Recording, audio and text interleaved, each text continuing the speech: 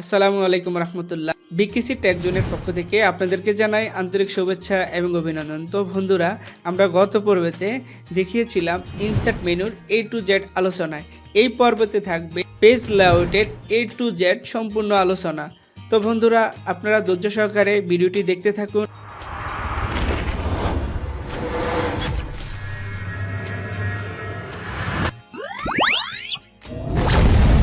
তো বন্ধুরা, আজকে আলোচনা থাকবে মাইক্রোসফট ওয়ার্ডের পেজ লেআউট মেনু নিয়ে। আমরা গত ক্লাসে হোম মেনু এবং ইনসার্ট মেনু নিয়ে আলোচনা করেছিলাম। আজ হচ্ছে আমরা পেজ লেআউট নিয়ে আলোচনা করব। তো মাইক্রোসফট ওয়ার্ডের পেজ লেআউট খুবই গুরুত্বপূর্ণ একটি কাজ। তো দেখেন এখানে বন্ধুরা, আমি যে কাজটি করেছি সেটা হচ্ছে কয়েকটি, দেখেন এখানে 3টা পেজ আমি এখানে কিছু লেখা লিখে রেখেছি। তো আমরা যে কাজটি করব, আমরা এখানে যেটা দেখতেছি পেজ সেটআপ। আমাদের অবশ্যই কাজের শুরুতে পেজ সেটআপটি খুবই গুরুত্বপূর্ণ। তো আমরা অনেকেই শুধু আগে কাজ করি পরে পেজ সেটআপ দেয়, অথবা হচ্ছে আগে পেজ সেটআপ দেয় পরে কাজ করি। আপনি যে কোনোভাবে করতে পারেন, তবে আগে পেজ সেটআপ দেওয়াটা উত্তম। কারণ হচ্ছে আপনার কাজ কেমন হতে পারে বা কী কাজ করবেন সেটা অবশ্যই আপনি জানেন। আর যদি না জানেন বা আপনি করার পরেও আপনি করতে পারবেন, কোনো সমস্যা নেই। তো হচ্ছে এখানে দেখেন লেখা আছে মার্জিন। তো এখানে মার্জিনের মধ্যে আমরা দেখতেছি বিভিন্ন ধরনের, এই যে দেখেন হচ্ছে যে মার্জিন, যেমন হচ্ছে এখানে নর্মাল চতুর্দিকে 1 ইঞ্চি করে আছে, তারপরে এখানে ন্যারো 0.5 করে। তো আমাদের বেশিরভাগ যেই কাজের মধ্যে যেটা প্রয়োজন হয় সেটা হচ্ছে নর্মাল, অথবা হচ্ছে আমাদের হচ্ছে ন্যারো, অথবা আরও একটি সাইজ আছে, সেটা আমি কিছুক্ষণ পরে দেখাচ্ছি। তো হচ্ছে এছাড়াও আপনারা এখান থেকে যেই কোনো যেটা আপনাদের পছন্দ সেটা নিতে পারেন। তারপরে হচ্ছে যে মার্জিনের পরে ওরিয়েন্টেশনটা হচ্ছে আমরা পেজটা কিভাবে লিখব। এখন আছে দেখেন, এটা হচ্ছে লম্বালম্বিভাবে। আমরা যদি চাই এটিকে হচ্ছে ল্যান্ডস্কেপ করতে, তার মানে হচ্ছে ডানে বামে, এই যে দেখেন আড়াআড়িভাবে হচ্ছে ব্যবহার হচ্ছে লেখা যাবে। আর এটা হচ্ছে পোর্ট্রেট, আর এটা হচ্ছে ল্যান্ডস্কেপ। আশা করি আপনারা বুঝতে পেরেছেন যে দুইটির কাজটা কি। তারপর হচ্ছে এখানে আমরা সবসময় পোর্ট্রেটই ব্যবহার করে থাকি কাজটা। তারপর হচ্ছে আমাদের প্রয়োজন অনুযায়ী আমরা সেটাকে ল্যান্ডস্কেপ করে নেব। তারপর হচ্ছে সাইজ হচ্ছে আমরা যে লেখাগুলো লিখলাম এটা কোন পেপারে আমরা প্রিন্ট আউট করব বা কেমন দেখাবে, সেটা হচ্ছে এখানে বিভিন্ন ধরনের পেপার সাইজ আছে। তো আমরা যারা বাংলাদেশে বেশিরভাগ হচ্ছে কাজ করে থাকি, সেটা হচ্ছে আমরা A4 সাইজ এবং লিগ্যাল সাইজ, এই দুইটি বেশিরভাগে আমরা ব্যবহার করে থাকি। তো A4 সাইজ হচ্ছে এই যে দেখেন এখানে হচ্ছে A4 সাইজ, যখন আমরা দিই তখন এটা হবে। আর যদি আমরা লিগ্যাল সাইজ দিই তাহলে হচ্ছে যে দেখেন এখানের মধ্যে এই যে লিগ্যাল সাইজ আসছে, এই যে দেখেন লিগ্যাল সাইজ হচ্ছে দেখেন পেজটা অনেক লম্বা। তো আমরা A4 সাইজে হচ্ছে যত ধরনের দরখাস্ত, লেখালেখির কাজ, প্রশ্ন তৈরি করা, শিট তৈরি করা, এগুলো সম্পূর্ণগুলো আমরা A4 সাইজে করে থাকি। আর লিগ্যাল সাইজটা একটু হচ্ছে A4 সাইজ থেকে একটু বড়, সেটা হচ্ছে আমাদের দলিল সাইজ আমরা বলি, বা হচ্ছে দলিলের লেখালেখির কাজের জন্য আমাদের লিগ্যাল সাইজ প্রয়োজন হয়। তারপর হচ্ছে অঙ্গীকারনামা, নিকানামা, চুক্তিপত্র, অবশ্যই আমরা সেগুলো লিগ্যাল সাইজে আমরা করে নেব। তো এখানের মধ্যে হচ্ছে যে তার মানে আমরা অন্য কাজে কি লিগ্যাল সাইজ ব্যবহার করতে পারবো না? হ্যাঁ পারবেন। সেটা হচ্ছে আপনার কাজ অনুযায়ী আপনি সেটা কি লিগ্যাল সাইজে করবেন না A4 সাইজে করবেন। তো এখানে হচ্ছে A4 এবং লিগ্যাল সাইজের মধ্যে পার্থক্য হচ্ছে A4টা হচ্ছে পেজটা একটু ছোট, আর লিগ্যাল সাইজটা হচ্ছে A4 একটু বড় সাইজ। বাস, এখন সেটা হচ্ছে আপনার কাজে কি আপনার ছোট পেজ লাগবে না বড় পেজ লাগবে, সেই অনুযায়ী আপনি এখান থেকে A4 সাইজ অথবা লিগ্যাল সাইজ আপনারা করে নেবেন। তারপর হচ্ছে কলাম হচ্ছে যে এই যে আমরা যে লেখাগুলো লিখলাম, এই লেখাগুলো এখন একটা কলামে আছে। তো আমরা যখন 2 কলামে দেব তখন দেখেন এই যে দেখেন পার্থক্যটা এখন বুঝতে পেরেছেন যে আসলে কলামটা কি। ঠিক আছে, এই যে এখানে। তারপরে হচ্ছে আমরা যদি 3 কলাম দেই তাহলে হচ্ছে 3টা কলাম এখন হবে, দেখছেন। তারপরে হচ্ছে আমরা যদি হচ্ছে লেফট দেই তাহলে মানে বামে কম লেখা রেখে তারপরে ডানে একটু বেশি। আর যখন আমরা রাইট সাইড দেব তখন হচ্ছে রাইট সাইডে মানে ডান সাইডে বেশি, বাম সাইডে কম। ঠিক আছে। তারপরে হচ্ছে আমরা যেহেতু হচ্ছে কাজের ক্ষেত্রে আমরা এখানে 1 কলামে আমাদের বেশিরভাগের প্রয়োজন হয়। তারপরেও যদি 2 কলাম প্রয়োজন হয় তাহলে 2 কলাম দেবেন। তো 2 কলামটি যে কাজে ব্যবহার করে সেটা হচ্ছে আমরা যখন প্রশ্ন তৈরি করব তাদের জন্য হচ্ছে অবশ্যই এখানে 2 কলাম লাগবে। আর এখানে ওরিয়েন্টেশন যেটা আছে সেখানে ল্যান্ডস্কেপ করে নিতে হবে। তারপর হচ্ছে এই যে দেখেন এইভাবে হচ্ছে আমরা তারপরে প্রশ্নের কাজগুলো করব। যেমন প্রশ্নতে কেমন থাকে, যেমন হচ্ছে মনে করেন এটা হচ্ছে প্রতিষ্ঠানের নাম, এটা হচ্ছে মনে করেন বিষয় বা হচ্ছে শ্রেণী। আমি একটু আলাদাভাবে দেখাচ্ছি বোঝানোর সুবিধার্থে, তো এখানে দুইটাকে আমরা আলাদা করে দিচ্ছি। মনে করেন এটা হচ্ছে পূর্ণমান মনে করেন, আর এগুলোকে হচ্ছে আমরা মিডলে নিয়ে যাচ্ছি। তারপর হচ্ছে এগুলোকে আমরা আর একটু চাপাবো, এই যে 1.0। তারপরে হচ্ছে আমরা আরও একটু এই যে দেখেন প্রথম লাইন থেকে দ্বিতীয় লাইনের যে দূরত্বটা, এই দূরত্বটা আমরা আরও কমাতে চাই। তাহলে হচ্ছে আবার আমরা পেজ লেআউটে চলে যাব। পেজ লেআউটের পরে এই যে দেখেন এখানে স্পেসিং নামে যে অপশনটা আছে, এখান থেকে আমরা এখানে দেখেন 0 করে দেব। দেখছেন বন্ধুরা? তারপর হচ্ছে এটাকে আমরা সাধারণত হচ্ছে এটাকে বড় সাইজ করে নেব, এই যে দেখেন। তারপরে হচ্ছে এগুলাকে আপনার বড় ছোট বা বোর্ড যেটা আপনার করতে মন চায়, আপনার যেটা প্রয়োজন যতটুকু সেটা করে নেবেন। তো এই যে প্রশ্ন মনে করেন এখানে এটা হচ্ছে 1 নাম্বার, আমরা 1 লেখা, তারপর হচ্ছে মনে করেন ব্র্যাকেট দিয়ে এই যে 1 নাম্বার, তারপরে এখানে আমরা এন্টার প্রেস করি, দেখেন 2 নাম্বার। অটোমেটিকলি এইভাবে হচ্ছে সাধারণত আমাদের প্রশ্নগুলোতে এমনই হয়, ঠিক আছে? এই যে দেখেন 1 2 3 4। তো আপনাদের যেভাবে করার প্রয়োজন বা যেভাবে করবেন এটা আপনারা করতে পারবেন।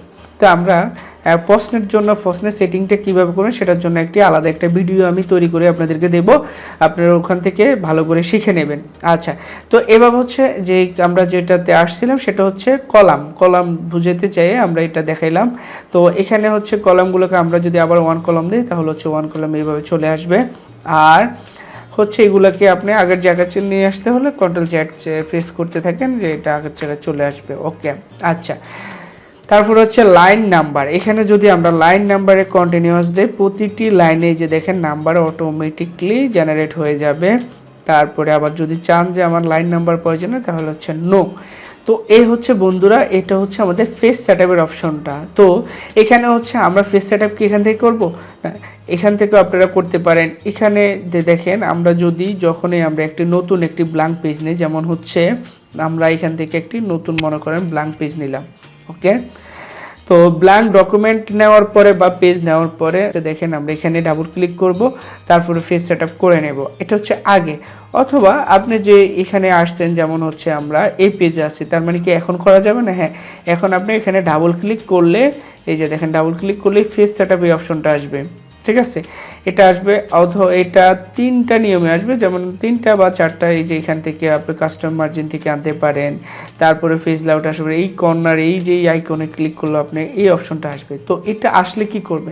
তো এটা আসলে আর আপনার এগুলো কিছু করতে হবে না। যেমন হচ্ছে মার্জিন আপনি কত নেবেন, এখানে হচ্ছে তারা একটা হচ্ছে যে এখানে আপনার ফরম্যাট দিয়ে রাখছে যে আপনি আপনার মতো করে নিতে গেলে কাস্টম করতে হবে। তো কাস্টমের জন্য এটা যেমন হচ্ছে টপে আমরা সাধারণত সবচেয়ে বেশি যেই সেটিংটা আমাদের কাজে প্রয়োজন হয় সেটা হচ্ছে আমরা টপে 1 দেব, তারপরে হচ্ছে বাটমে 0.5 থাকবে, লেফটে 1 থাকবে, আর রাইটে হচ্ছে 0.5। এটা হচ্ছে কমন। এটা বেশিরভাগ ক্ষেত্রে আমরা দরখাস্ত লিখবো বা বই তৈরি করব, শিট তৈরি করব, এগুলোর ক্ষেত্রে এই সেটিংটা সবচেয়ে ইম্পর্ট্যান্ট। আর তারপর হচ্ছে সেটা হচ্ছে আপনার প্রয়োজন অনুযায়ী আপনি কমাইতেও পারেন, বাড়াইতেও পারেন। তারপরে হচ্ছে এখানে ওরিয়েন্টেশন, যেটা পোর্ট্রেট ল্যান্ডস্কেপ, যেটা কিছুক্ষণ আগে দেখালাম আপনাদেরকে এটা। আর হচ্ছে এখান থেকে পেপার, এই যে পেপার সাইজ আপনি কোনটা নেবেন, A4 না লিগেল, এখানে লিগেল A4 দুইটাই আছে। তো আমরা এখান থেকে A4 নিয়ে নিলাম। ওকে, তারপরে চৌকিতে ক্লিক করেন।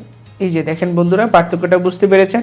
এতক্ষণ ছিল 0.5 চতুর্দিকে, এখন উপরে 1 দিলাম, নিচে এই যে বাম সাইডে 1, ঠিক আছে? আর এই দুই সাইডে হচ্ছে 0.5 করে।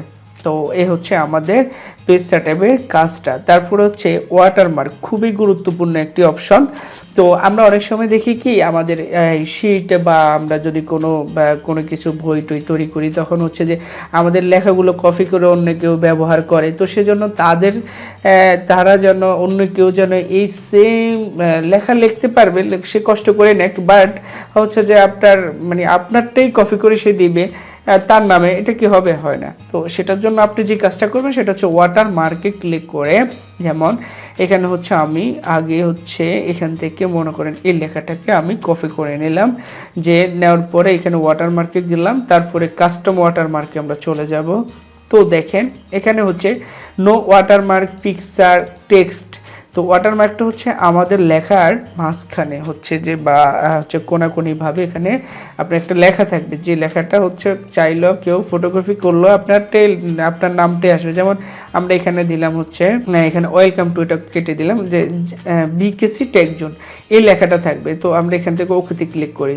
এখন দেখেন এই যে দেখেন আমার পেজের মাঝখানে কোনাকুনিভাবে হচ্ছে যে বিকেসি ট্যাগ জোন আছে, দেখেন প্রতিটি পেজে অটোমেটিকলি চলে আসবে। আপনি আরেকটি পেজ নেবেন, এই যে দেখেন এই যে প্রতিটি পেজে চলে আসবে। এখন এটাকে আপনি গর্জিয়াস ভাবে, এখন এটা হালকা কালার আছে, আপনি যদি চান যে এটাকে গর্জিয়াস কালার করবেন তাহলে হচ্ছে এখান থেকে ছোট্ট করে এই টিক চিহ্নটা উঠিয়ে নেবেন, এবার অ্যাপ্লাইতে ক্লিক করেন। দেখেন আগে থেকে এটা কালারটা আরেকটু গাঢ় হলো।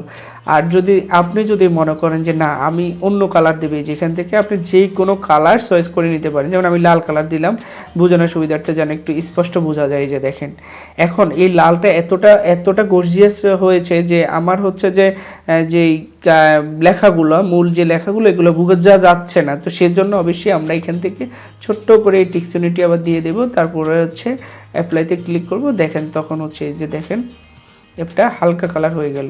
তো এইভাবে হচ্ছে আমরা লেখাটাকে টেক্সট করে নিতে পারি, যে আপনার লেখাগুলোকে সুন্দরভাবে দিতে পারেন। তারপর হচ্ছে যদি হরিজন্টাল দেন তাহলে হচ্ছে অ্যাপ্লাইতে ক্লিক করে নিয়ে হরিজন্টাল হচ্ছে পাশাপাশি, আর ওটা হচ্ছে কোনাকুনিভাবে আর এইভাবে থাকবে এই ডায়াগোনাল এবং হরিজন্টাল। আর যদি আমরা চাই যে এখানে আমরা পিকচার দেব তাহলে হচ্ছে যে পিকচারে ক্লিক করবেন, তারপর হচ্ছে কি পিকচার দিতে চাচ্ছেন সেখানে সিলেক্ট পিকচারে ক্লিক করবেন। তারপর হচ্ছে এখানের মধ্যে মনে করেন যে আমার এখান থেকে এই যে এটা দেব আমরা, অথবা হচ্ছে আমরা কি দিতে পারি, যেমন হচ্ছে আচ্ছা এটাই দিলাম। ওকে, এখানে এটাকে সিলেক্ট করে অ্যাপ্লাইতে ক্লিক করলাম।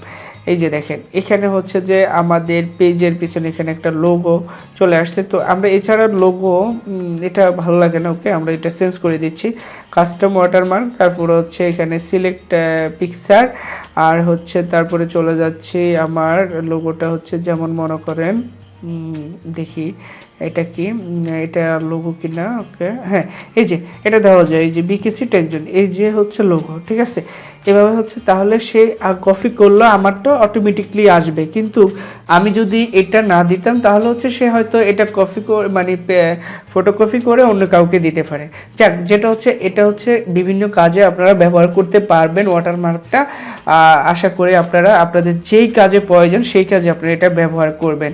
আবার যদি চান যে না আমি এই ওয়াটারমার্ক রাখবো না, আমি এটাকে তুলে ফেলবো, তাহলে হচ্ছে এখানে যাওয়ার পরে রিমুভ ওয়াটারমার্ক ক্লিক করেন, দেখেন ওয়াটারমার্কটি চলে যাবে। তারপর হচ্ছে বন্ধুরা ফেস কালার, খুব সুন্দর একটি অপশন। সেটা হচ্ছে যে এই যে পেজগুলোকে আমরা যদি কালার করতে চাই আমরা খুব সহজে এখান থেকে করতে পারি, যেই কালার আপনার পছন্দ সেই কালারটা। তারপরে হচ্ছে এখানে মোর কালার আছে, আপনি যদি কালার এখান থেকে কোনোটা চয়েস করতে চান, কাস্টম আছে, আপনি যেটা ভালো লাগে আপনি এখান থেকে সেটা নিয়ে নেবেন। আর তারপরে হচ্ছে যদি চান যে না আমরা ফাইল এফেক্টে যখন যাবেন তখন হচ্ছে এখানে যাওয়ার পরে এই যে দেখেন ওয়ান কালার, যে সেটা আমরা কিছুক্ষণ আগে দেখেছি ওয়ান কালার। এখন যদি আমরা টু কালার দিই তাহলে হচ্ছে দুইটা কালার আপনি এখানে থেকে সুন্দরভাবে দিতে পারেন। যেমন হচ্ছে আমরা এখান থেকে হলুদ যে কালারটা এটা নিলাম, আর হচ্ছে এখান থেকে সাদাটা নিলাম। তো এটা পেজের কেমন থাকবে, ভার্টিক্যাল, হরিজন্টাল, ডায়াগোনাল, এখানে বিভিন্ন রকমের অপশন আছে। তো আপনি চাচ্ছেন মনে করেন যেমন আমাদের ভার্টিক্যাল হরিজন্টালেই থাকুক, ওকে। এখানে উপরে কালার থাকবে আর মাঝ পরে সাদা থাকবে, দেখছেন এই যে অনেক সুন্দর একটা ডিজাইন আপনি এখান থেকে নিতে পারেন। তো এখানে কালারটা আপনি কোনটা দিতে চাচ্ছেন সেটা এখান থেকে এই যে সিলেক্ট করে দিবেন।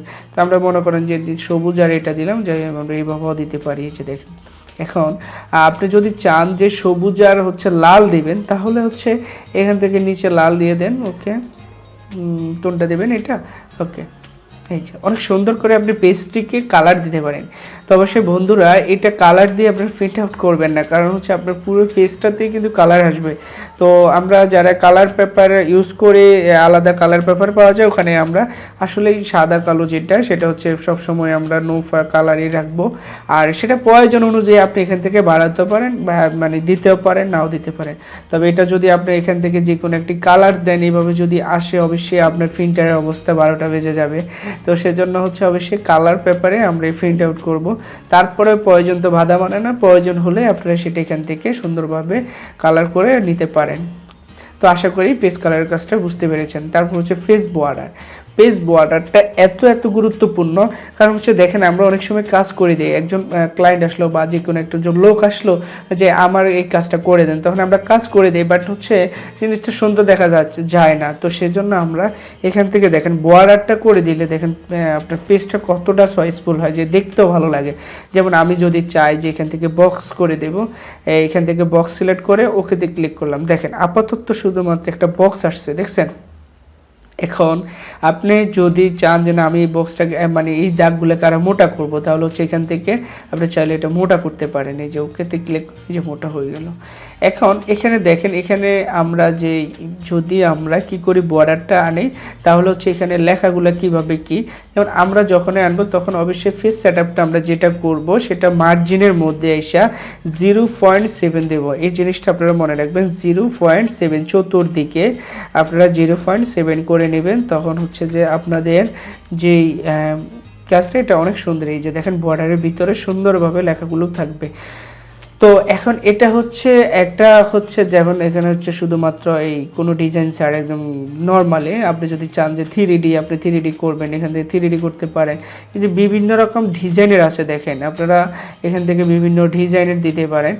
তো এটা আর এছাড়া আমরা যদি আর্টে ক্লিক করি, দেখেন এখানে আর্ট আছে, তাহলে হচ্ছে বিভিন্ন রকম দেখেন এখানে বিভিন্ন রকমের হচ্ছে ডিজাইন আছে, আপনি যে ডিজাইন প্রয়োজন, যেমন আমার এই যে তারা প্রয়োজন বা লাভ এটা দেবো আমি, ওকে এই যে দেখেন এটা দিয়ে দিলেন, এই যে চতুর্দিকে অনেক সুন্দর একটা বর্ডার আসলো। আপনি যদি চান যে না আমার এটা ভালো লাগে না, আপনার এখানে অনেকগুলো আছে, আপনার যেটা প্রয়োজন বা যেটা আপনার কাছে ভালো লাগে আপনি সেটা এখান থেকে ব্যবহার করতে পারেন। এটা ব্যবহার করলে যে যেমন হচ্ছে আমার কাছে ভালো লাগে হচ্ছে, যেমন আমি এই যে দেখেন এটা খুব অনেক সুন্দর দেখা যায় যে কালোর মধ্যে, এই যে দেখেন এই বর্ডারটা যদি আমরা করে দেই তাহলে হচ্ছে যে অনেক সুন্দর দেখা যাচ্ছে, দেখেন এর পেজটা অনেক সুন্দর দেখা যাচ্ছে কারণ বর্ডার দেওয়ার কারণে। এখন এই বর্ডারটাকে যদি চান কালার করবেন, এখান থেকে আপনি যে কোনো কালার করতে পারেন, আপনি কী কালার করতে চান ওকে ক্লিক করলে এই যে কালার হয়ে যাবে। তো আশা করি বন্ধুরা আপনারা পেজ বর্ডারের কাজটা বুঝতে পেরেছেন। আর যদি আপনি চান যে পুরো পেজে যে যেমন হচ্ছে যে আমরা এখান থেকে শেডিং আছে, কালার আছে, এখানে বিভিন্ন রকম স্টাইল আছে, কি দিতে চাচ্ছেন, কত পার্সেন্ট দিতে চাচ্ছেন, এখানে বিভিন্ন রকম এই যে আপনার পেজের ভিতরে কালার দেখছেন অনেক সুন্দরভাবে এটা চলে আসছে। তো আমরা সাধারণত হচ্ছে নন যদি দেই, তারপরে চৌকিতে ক্লিক করলে কোনো রকমের আমাদের হচ্ছে কি আসবে না, কোনো কালার আসবে না। এই যে আমরা নো বর্ডার করে দিচ্ছি, এটা নন, তারপরে ওকেতে ক্লিক করে এই যে দেখেন দিক থেকে বর্ডারটা চলে গেছে, ঠিক আছে। আচ্ছা, আর এখানে যে অপশনটা এখানে হচ্ছে যে স্পেসিংয়ের কাজটা কিছুক্ষণ আগে দেখেছেন, যেমন আমি এখান থেকে এন্টার মারলাম, এটা এন্টার মারলাম, ওকে। এখন এই লেখাগুলোকে মানে আরও একটু মাঝখানে নিলাম, ওকে।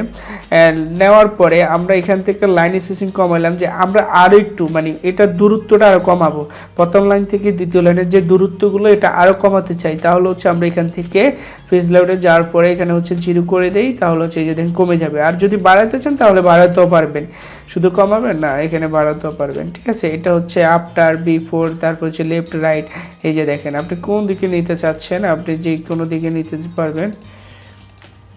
আর তারপরে হচ্ছে এই যে বাড়াতে পারেন, কমাতে পারেন, এই যে ঠিক আছে। তো এ হচ্ছে আমাদের পেজের স্পেসিং যেই প্যারাগ্রাফের যে কাজটা, এই যে দেখেন পেজ লেআউটের প্যারাগ্রাফের স্পেসিং যে কাজটা এটা আমরা দেখেছিলাম। এ হচ্ছে মাইক্রোসফট ওয়ার্ডের পেজ লেআউটের কাজ। আমি আপনাদেরকে A to Z সব কিছু বোঝানোর চেষ্টা করেছি, যদিও ভিডিওটি অনেক লং হয়ে গিয়েছে, তারপরে হচ্ছে যে বোঝানোর চেষ্টা করেছি কোনো কিছু যেন গ্যাপ না থাকে। আশা করি আপনারা খুব সহজেই এই কাজগুলো করতে পারবেন ইনশাআল্লাহ। তো যারা এখনও আমার এই চ্যানেলটিকে সাবস্ক্রাইব করেন না তারা অবশ্যই চ্যানেলটিকে সাবস্ক্রাইব করে নেবেন এবং পাশে থাকা বেল আইকনটি ক্লিক করবেন যেন পরবর্তী ভিডিওগুলো খুব সহজে পেয়ে যান। এবং আজকের ভিডিওটি কেমন হয়েছে অবশ্যই তা কমেন্ট বক্সে জানাবেন। বন্ধুরা আল্লাহ হাফেজ, আসসালামু আলাইকুম ওয়া রাহমাতুল্লাহি ওয়া বারাকাতুহু।